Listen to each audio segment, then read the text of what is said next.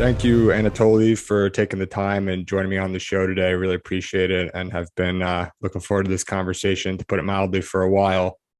You are the co-founder and CEO of Solana, the world's fastest blockchain with super low fees and a super large market cap, about $70 billion last time I checked. I think it's top five in the world. I think it was top three just a couple of weeks ago. So huge success and congratulations, obviously, on all of that. But I'd like to start with all my guests sort of as early as possible, just sort of hearing your story for those who might not be familiar with Solana or familiar with you. Would love for you to share that. Yeah, man, awesome to be here. Yeah, I can give the origin story. Um, so I'm an engineer by trade, spent most of my career at Qualcomm, and I got there because I was at University of Illinois in like 99 to 2003. So during that dot-com crash, working on, side projects, tried to start a startup with some friends that was voice over IP things like Google Grand Central Dispatch or Venmo, not Venmo, Vonage, if people remember what that is. But ended up at Qualcomm working on performance optimizations on whatever was needed. So typically in the operating system kind of space, like working on kernels, virtual machines, looking at a lot of Trace32 debug windows. One point I had like dreams where I was, had to step through multiple debugger windows at the same time. But had a lot of fun and kind of heard of crypto early in those early days when Bitcoin was still CPU mining. But really got into it, I think, more so from the engineering angle in 2017. A friend of mine, Steven, is one of the co-founders. We had this side project to build deep learning equipment, a bunch of GPUs that were mining crypto in the background to pay for the cost of the hardware. So really didn't get into it with the idea that crypto was anything but kind of like a thing, right? Like a thing to mine, right? Like make some money but it seemed like a good angle to enter deep learning. And that's when I started really digging deeper into proof of work, why it was necessary. What is the idea of mining and how's it providing censorship resistance to the network and the incentives that it's creating to keep the network running. And I had this eureka moment, which later turned out to be VDFs. But basically, I had like one coffee and two beers at Cafe Soleil in San Francisco. Couldn't sleep until 4 in the morning, and a thought popped in my head that there's a way to encode passage of time as data. And the idea was basically like that there's what I later learned, this thing called the verifiable delay function.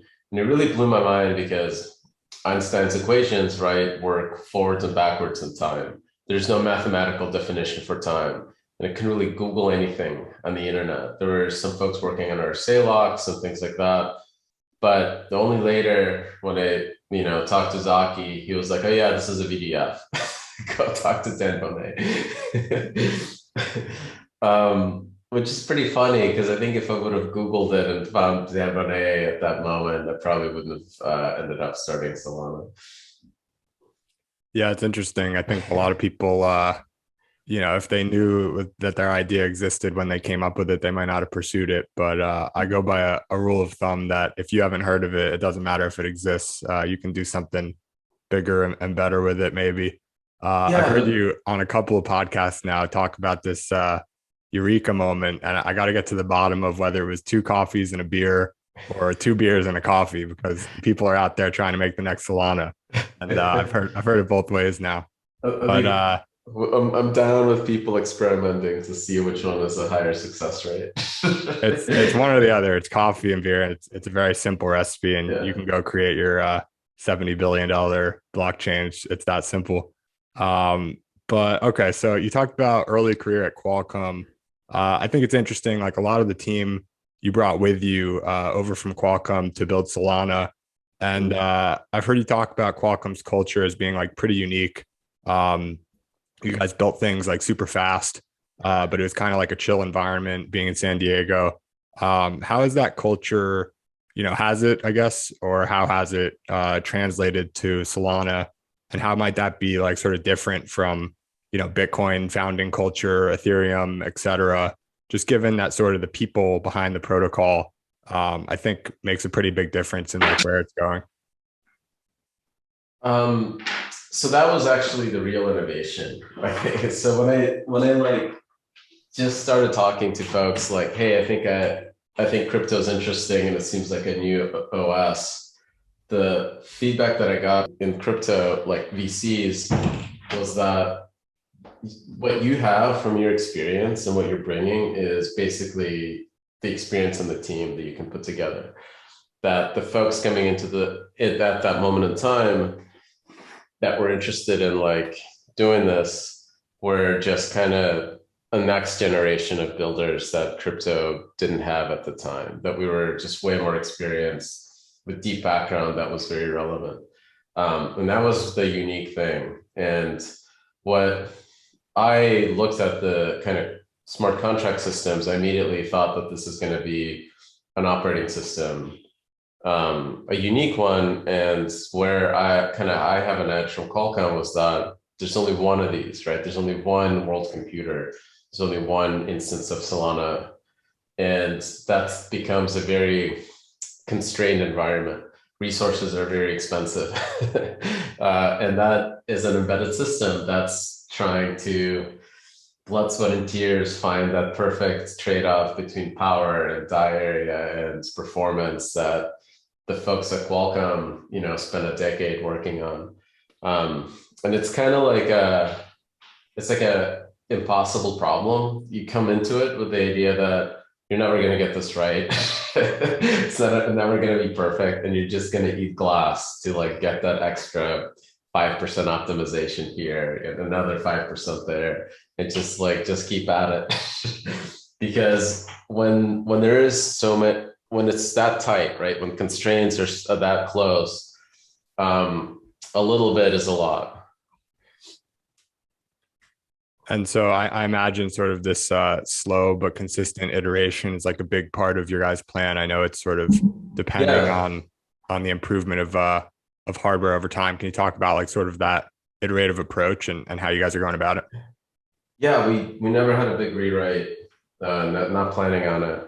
Even from the initial days, what we did is like, let's build the smallest thing that shows that we're on the right track. And that was just single node that can handle transactions, right? And we kind of demonstrated that, okay, a single node is really, really fast, and you can encode consensus inside the transaction layer. And that means that you could, in theory, scale it to a very large network, right? And then, and then we iterated from there where we had a single node that was the persistent permanent leader, and it could replicate to a very large network really quickly. And you could show, okay, performance is still really great. Votes are handled as transactions. Everything's working fine. And then you start building like fault tolerance and rotation and like all this other, stuff that's necessary for a true BFT system that's censorship resistant.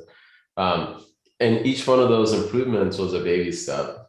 And like we are on that kind of downhill run of software where you look at the hardware and you look at all the metrics and benchmarks and performance, and you try to find those moments where you either optimize one piece or you optimize a couple pieces in the same pipeline and just incrementally make the system better with every release. And it's not like glorious, right? There is no like Turing Award ACM paper at the end of this tunnel. It's just work, but it works. That's the cool part about it, is that, next we started with needing 4 GPU cards to get to 1 million signatures per second. Latest and greatest NVIDIA GPU card can do 7 million signature verifications per second. So the cost to do what we thought was possible, 4 years ago has dropped by a factor of 4 in terms of hardware costs. And that improvement just continues. All we need to do is just keep writing software that gets out of that way. because it's very easy if the software can handle it. Kind of our ethos is that if we can get out of the way the hardware, when the network is running, it gets this massive adoption. Like the next, CryptoKitties 2.0 is on Solana, and everyone's using it, and the network starts getting congested. What do? Right? The fastest thing that you can do is like tell the validators, you guys got to go upgrade. And they'll do it because everybody wants to see the stuff succeed. There's so much internal like momentum in the community, in crypto in general, that if all it takes is just throwing some GPUs or SSDs in a box to get to that next level of adoption, everyone's going to do it. Right. And that's like a bit of a differentiator from you guys as I understand it. Like I'm not super technical by any means, but like I think you have a different thesis even from the early days with Solana.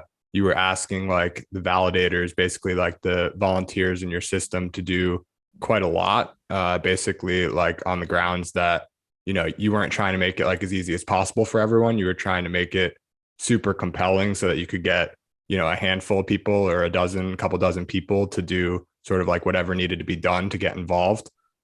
Is that sort of like a persistent part of the thesis for you guys to sort of have these requirements over time? Yeah, we only focused on how do we make the system as cheap and as fast as possible. And then if that works, we just assumed, okay, there's going to be some percentage of people that are willing to go drive out to Hurricane Electric in the Bay Area or whatever you live in. There's always some colo you can come out to and put a box there. Doesn't matter what city in the world you're in, there's always a place. So that was kind of my thesis, is that like, let's make this thing awesome. We'll find the people that are willing to go do it. Right. So let's rewind back a little bit. We talked about the beers and coffee eureka moment at 4 a.m. And you mentioned like something like it maybe was already figured out, but you thought it was novel at the time, and maybe in a way it was. I'm not exactly sure, but it was sort of a solution. Correct me if I'm wrong, to this like clock problem, right? Where you needed to like create an arrow of time. Can you talk about like in the simplest terms possible how you like what that solution is? Yeah, so at the time I didn't even know how to use it. It was just really like, holy shit, there's a mathematical representation of time, and it just blew my mind. Later on, when I got all my like Qualcomm buddies together, we started trying to design the system. It just became obvious that there's a similar problem in blockchain, and optimizing these things at a network level that exists in radio. And intuitively, you can kind of remember two block producers transmit a block at the same time, you get a fork, right? In Bitcoin, you get a fork, somebody has to pick the next fork by producing a block building on top of it. And that's how you resolve it. But until that happens, the network is in this weird noisy state where nobody knows what's the actual final state. In radio, two towers transmit at the same time or the same frequency, you get noise, right? Because radio interferes at the same frequencies. So 2G networks, TDMA, old school cellular networks, they rotate the transmitters, the towers, by time by assigning them slots. So tower one goes, let's say at second one, tower two goes at second two, tower three goes at second three. That's a very scalable thing because reality, these are like, very, very small slots, like, 20 milliseconds. And you have a bunch of frequency bands that you can allocate. So you can kind of scale this out to a single tower and a lot of cell phones. And nobody is stepping on each other and information can pass through. And that's a very intuitive, simple way to get this stuff to work. But it's really, really hard in blockchain because you don't want to rely on a clock server. You don't want to have some central party controlling the time because at any moment they can effectively halt the network or cause it to stall or do a denial of service. So it kind of became obvious that there's a way to use this VDF as a source of time in the network for consensus. as we were kind of in that incrementally building everything. It wasn't obvious at first, but it just kind of like ended up that way. So a bit of luck there, maybe that eureka moment was like one of those true premonitions. Yeah, yeah. And so you sort of you have this moment and like do you immediately say like I'm gonna go build a blockchain or like you get a No, group of friends together like because you had to I like quit your job and everything, right? yeah, I just kind of talked to some friends that I play underwater hockey. Everyone that's listened to the podcast has heard of this weird sport by now. It's just a thing that you do because it's fun. It's as dumb as any other sport, as we say it. That's our joke internally.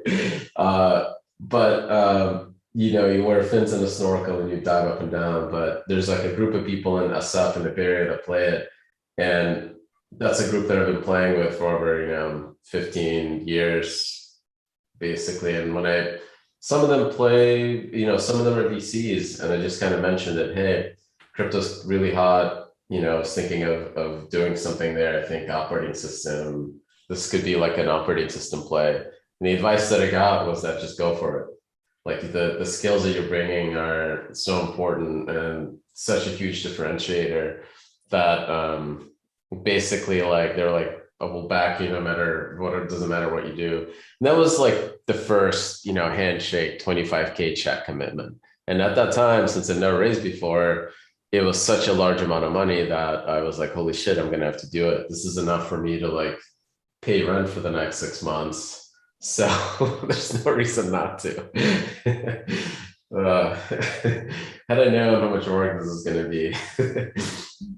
You might have just kept playing the underwater Yeah, hockey because you yeah, got to be exactly. I haven't played since. oh you got to get back out there. Yeah. I first of all sounds pretty fun, and I think this is probably Solana is probably the most important contribution underwater hockey has had to the world.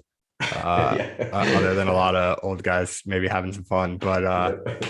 but anyway, these guys they say that they're going to back you, sort of helps push you over the edge to leave your job and start this hugely ambitious thing that is now a reality. Um, but in the early days, you had started this like around the time of last hype cycle, right? Where like Bitcoin was up Yeah. around like 20K and then it crashed. And like I understand some of your backers backed out. What was it like getting through that turbulent beginning to just Um, persist for another 3-4 years to get to where we are? yes. So that's really when I got connected through some friends to Raj. We had met previously before, but he was like he just quit his job at Amada, like, and he was mostly thinking about what is the next thing I'm going to do in health tech. But he is non-technical and has raised money before, and kind of like immediately thought, okay, this might be interesting. Crypto's kind of interesting. I'll give you 6 months to see how far we can push it, raise money, put the team together.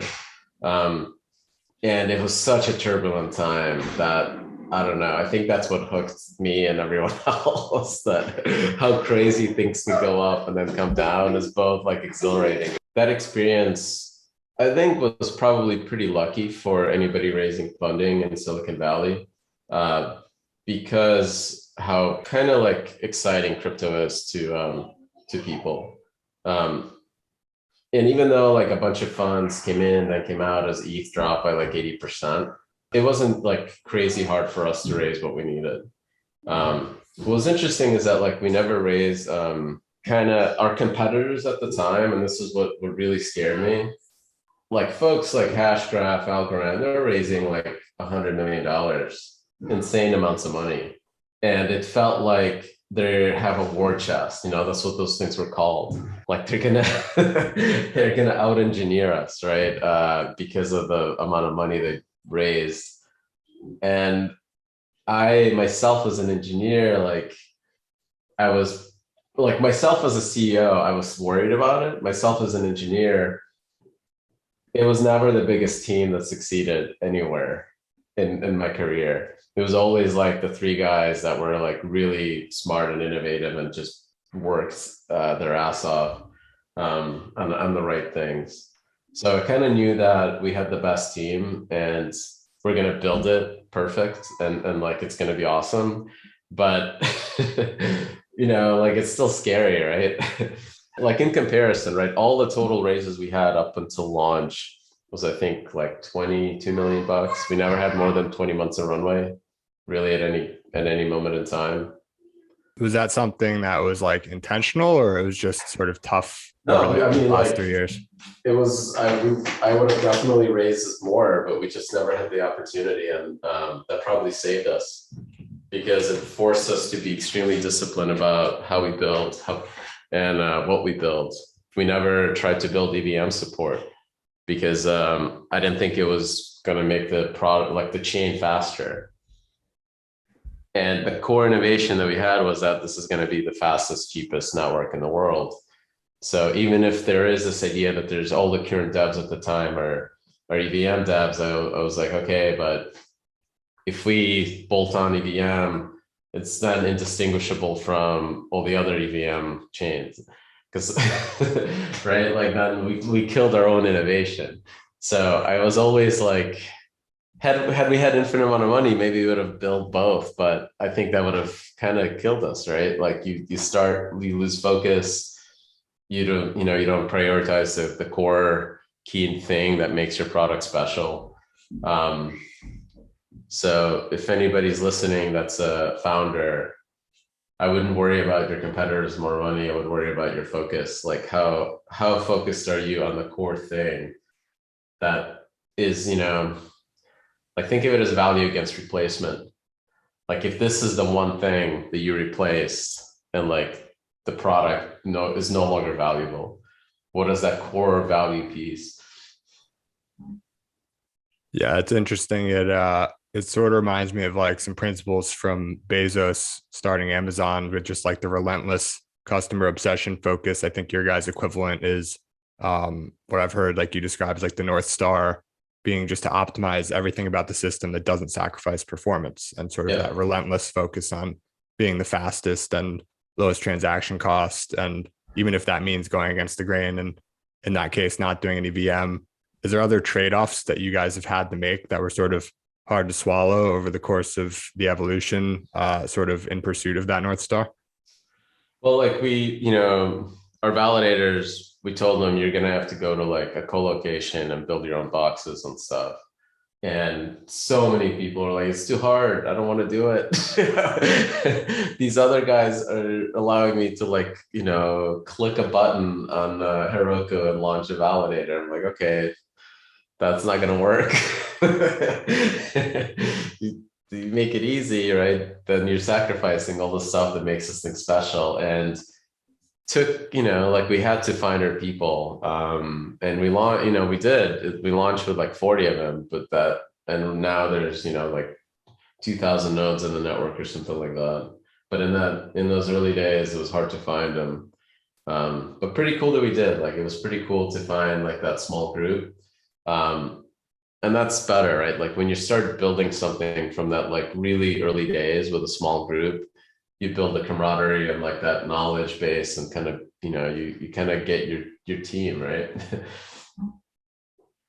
Yeah, no, definitely. And I think there's something about like just sticking, if you stick to one sort of core thesis, one core thing that you're going to provide, and just put blinders on to the competition and everything that everyone else is doing, I think that's the only way to like really just not fall into the crowd, I guess.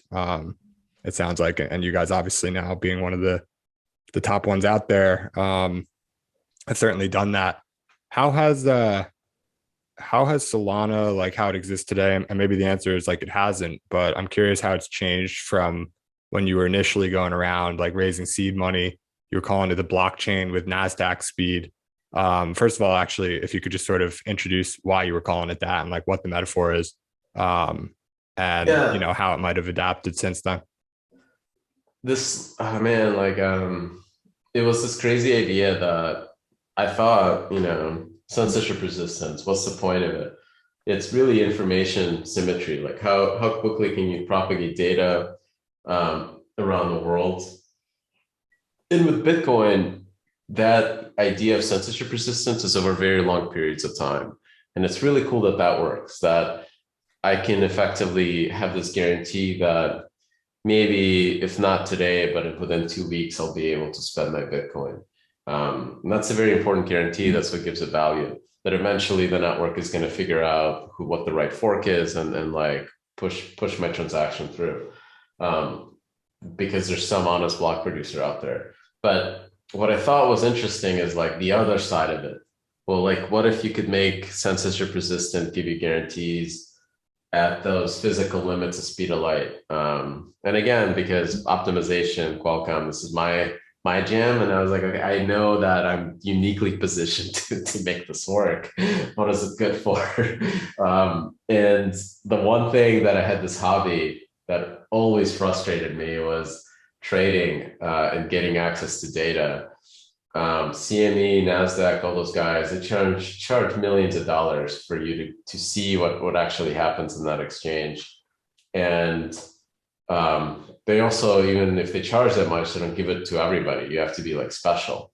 And then you have to be special to have a machine that's in the same building as everyone else that's trading. And they'll literally give you a cable the same length as everyone else to make sure that you have that guaranteed access to information.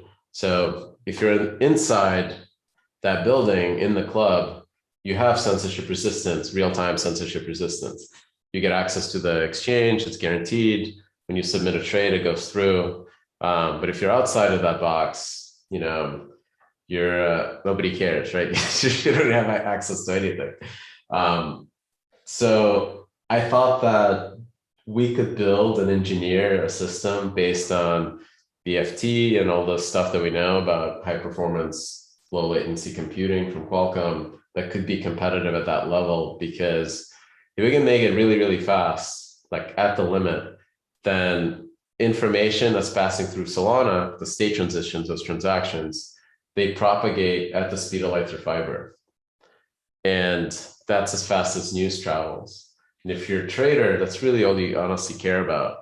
If you look at, you see your Bloomberg, news flash alert, you look at the market, you want the price reflected on all the markets already, for that news.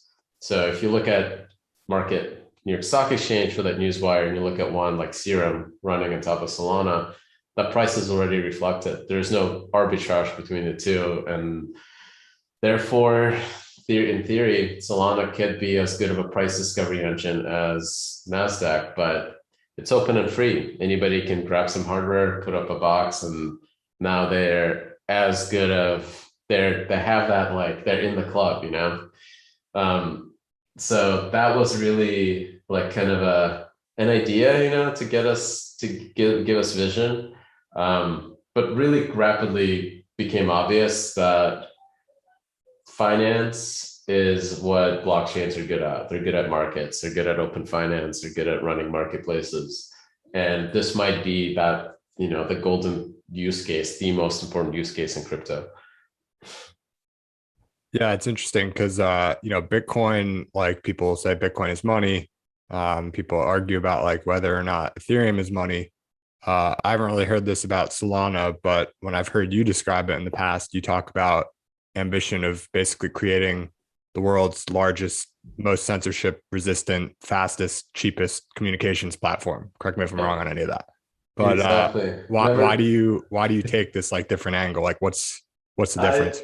I partly because I don't get the money thing. Anything, what does it matter if it's money or not? Like it's just kind of seems like I don't know. It's like seems like a definitional argument that isn't really relevant to me. Yeah, it's like what is it useful for? That's the question to me. It's not whether it is or it isn't money. It's like, okay, what is it useful for? And that's maybe like a very engineering perspective. So what I wanted to build was something useful. It's a very small ask, right, for an engineer. And I never really thought of this idea, like if you're building a money, then you got to pick a use for it. And is it payments? Is it this? And then build for that, I guess in a way, like I just didn't, it never sat like as a thing that I personally could really build for that vision. But having this open censorship resistant message bus that's used for price discovery, that's a very useful thing. And that's honestly what resonated with folks like Sam from FTX, folks from Jump, that not only that the vision resonated, but we could actually, like, we showed them a demo, this thing called break.solana.com. You smash your keyboard and transactions fire and then light up when they're confirmed. And they're like, okay, this works. This actually this actually works at scale.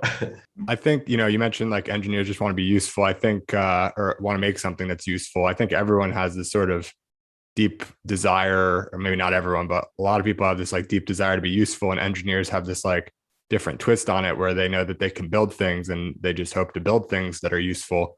In this future that you can envision that could be built on top of Solana, it's very hard, at least for me, to like sort of imagine what the future could even look like with this very different sort of like base layer for, a sort of a revolution of like the internet, among other things. And I guess what gets you most excited about like this super connected world that Solana might be able to support? I think, like, it was obvious to me, okay, we get like the TradeFi people, the Jump, Susquehanna, and like all those folks to start like working on running, whatever their algorithms on a censorship resistant, open to everybody marketplace. That would be cool, right? Because now you've kind of cut out one middleman and like created a whole new system for finance. But I think especially now, it's kind of obvious that crypto is a way to disintermediate a lot of these centralized properties in the digital space, like Google, like Facebook, because reality is like the micropayment on the internet is a Google ad view. It's 0.2 cents, right? This is this is the business model for the web. You launch a website, you get users, you serve them ads, and then the incentive structure for that are really broken, because then you're trying to keep your users addicted with content they don't like, and steal their data and then shove them information that they don't really want through ads, right? And sell, and like that loop sucks. But stuff that you see with crypto is an artist made an NFT set that has now embedded in it smart contracts that can track secondary sales. And all of a sudden, there's now a web property that has no ads at all in how it's monetized. Like, it is totally excludes Google and Facebook. And the whole purpose of this like community around, pixelated monkeys is to have fun and like create this dynamic network where as much sharing and like this trading activity or whatever happens. And that environment is all around just like super connecting people having fun, not, and like not like stealing anything from them. And it's so much better than the standard web model for monetization. And to me, it like really just kind of like opened up my eyes in the same way that in the 90s, all the Linux folks were talking about a Microsoft tax-free PC. Like, I want my personal computer with my hardware that I put together and then run my operating system. And there's like a reason why people want to do that, right? Because they want to have this sense of ownership. That doesn't mean they'll totally replace the other side. You'll probably still have a bunch of websites that monetize through ads, but just giving this opportunity, right? That there's now a different way to do it, I think is just a huge like a huge new way, right? Like people that are building that next generation of builders should start looking at this as really like the place where most growth is going to come from, where you can actually potentially build a better environment. Okay, so pretty untraditional path for you, working at Qualcomm for a number of years. And then I think mid to late 30s, correct me if I'm wrong, was like when you left to start Solana. I'm like a big advocate for, life's not a race, and like even for those with like extreme ambition, want to be the next great founder. And they look at like Zuckerberg started Facebook at 19, Steve Jobs started Apple at 21. I don't think Vitalik only furthers the narrative with starting Ethereum so young. But there's also people like Bezos started Amazon around 30. Elon Musk was pretty late with his most recent companies. So you sort of started a little bit later than a lot of these like big storied founders. What would you say to like kids who are like 20 or however old who are like rushing to like start their first company and like raise VC and just get after it? Like anything that you can share from your sort of unique perspective? Um, should you start a company at 20? And if you don't, are you going to miss your opportunity? Like this is again kind of this was not intentional, but in my career, I was always, and maybe because I'm more of an athlete, um, it was always like when you're in a fork and when you're cycling, go uphill. You don't know which way to go, just go uphill because because that means that on the way back it's going to be easier, right? So you kind of want to front load your challenges in your career to the point like take classes that you get B's in because they're hard. Um, and don't worry about the grade, right? People that are trying to optimize for optics for grades for their own purpose, I think, are missing out on like failing and learning how to fail and extracting the most kind of value out of those failures. And if you're an engineer and you're like thinking about should I start a company, that opportunity is going to arise for whatever you're interested in if you keep going deeper in the harder problems in whatever thing you're interested in. For me, it was operating systems. Who would have knew, right, that in the 90s, when Windows was the dominant OS for everything, that there would be an opportunity for any other operating system in the next 20 years, right? You would think in the 90s that, okay, this was the final OS, everything's going to run on Microsoft, we're done. And there's no even point to even study the stuff or go deeper at it. Well, it turns out, they didn't build the thing that runs phones. They didn't build the thing that runs smart contracts. And now, the Internet Explorer is a fork of Chrome, which was an open source project originally.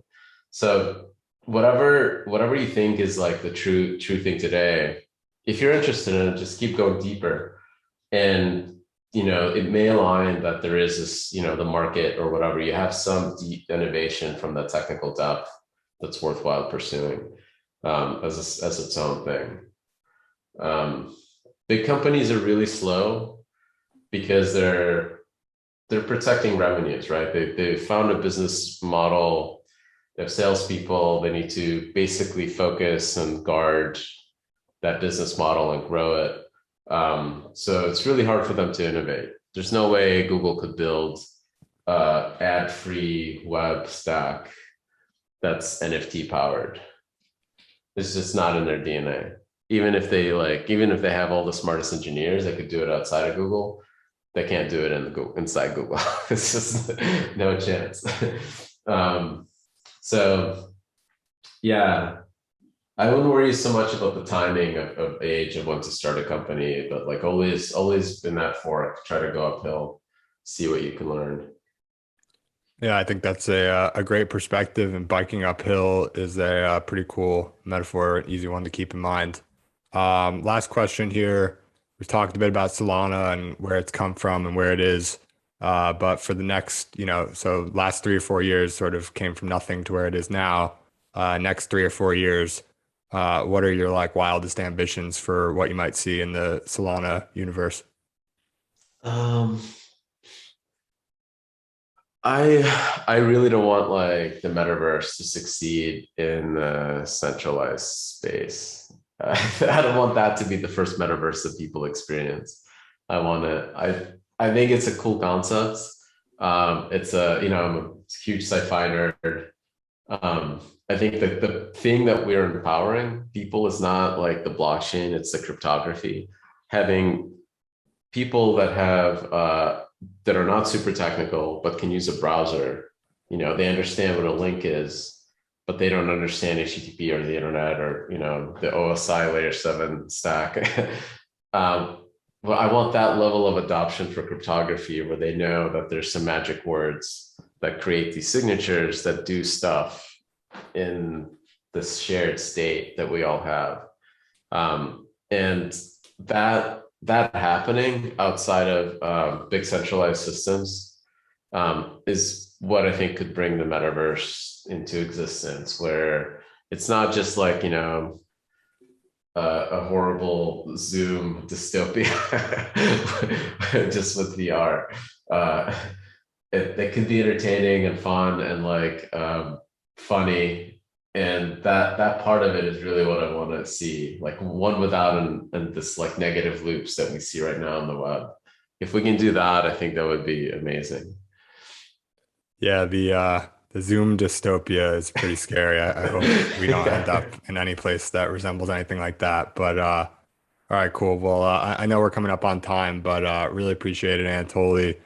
People can go follow you on Twitter, your co-founder Raj. They can follow Solana, go to the website.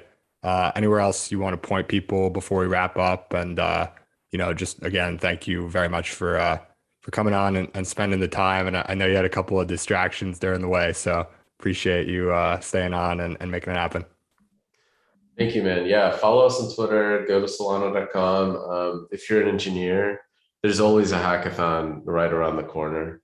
So watch out for those. And there's a lot of folks in the community just setting up hacker houses all over the world.